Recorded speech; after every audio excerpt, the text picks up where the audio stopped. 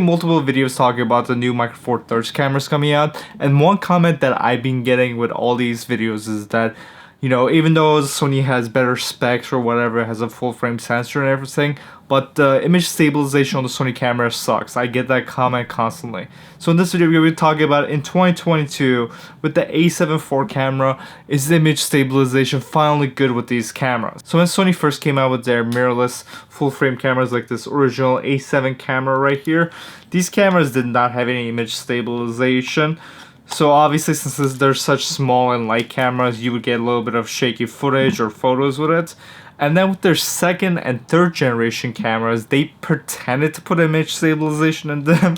Like Sony A7R III right here. This camera has image stabilization. I don't know if you'll be able to see it, but like if I move it, you can see that the sensor shakes because there's 5-axis in-body stabilization in this camera.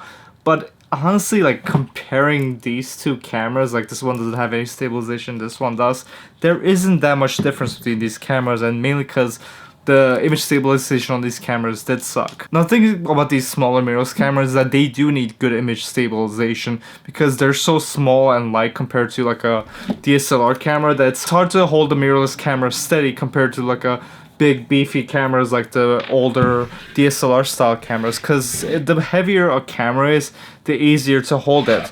Like for example, this Sony FS5 cinema camera I have, it's a big camera, and especially when you put a lens on it, like when I put a nice big lens on this camera, since it's so big and heavy, you know, it's pretty easy to hold this camera steady, and the ergonomics are just better in the hand for taking videos, so I never have to really worry about my footage being too shaky with a camera like this. So let's try to do like a little vlogging setup, because the Sony A7 IV has a bunch of different features that you can use, especially the gyro stabilization of this camera is like amazing, like it's actually gimbal-like, but it also has active stabilization, which crops into the sensor a little bit and lets you stabilize the footage that way. So let's try all these features out. Alright, so right now we're on the A7 IV.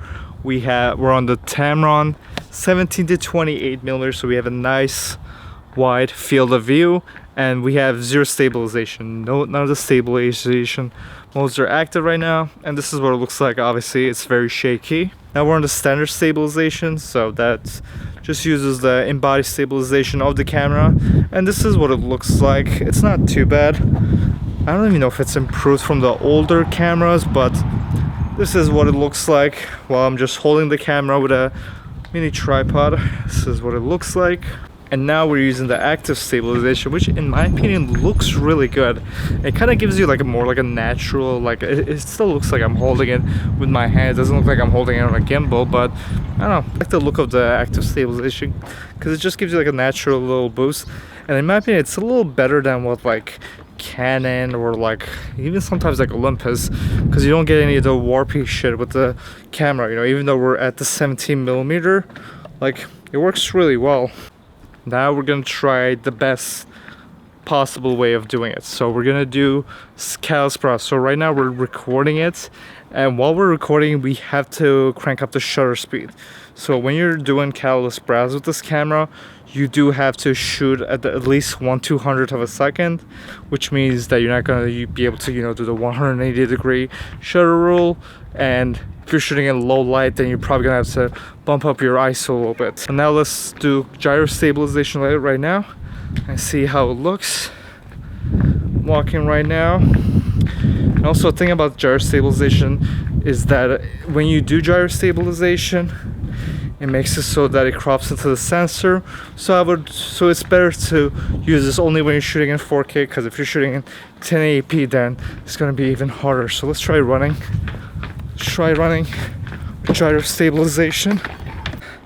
And now let's try to do a running test with the active stabilization and see how that compares. God. Let's run back to the house. So this is going to be very controversial, but I think Sony has the best stabilization. Now obviously Panasonic and Olympus have way better in-body stabilization within their cameras. I think Sony's like actual in-body stabilization is still pretty shit down. I don't think they improved it from their previous cameras. But when it comes to the active stabilization, I think it works pretty well for most stuff. Like if you're doing vlogging or whatever, it works great for that. And if you're just trying to get some quick handheld shots, then it also does a pretty good job for that also. But the gyro stabilization out of the Sony cameras is really amazing, and it's a lot better than what you can get out of Panasonic or even Olympus cameras. Even when you're using a double image stabilized lens from those camera companies, the gyro stabilization just gives you like pretty much like a gimbal out of your camera.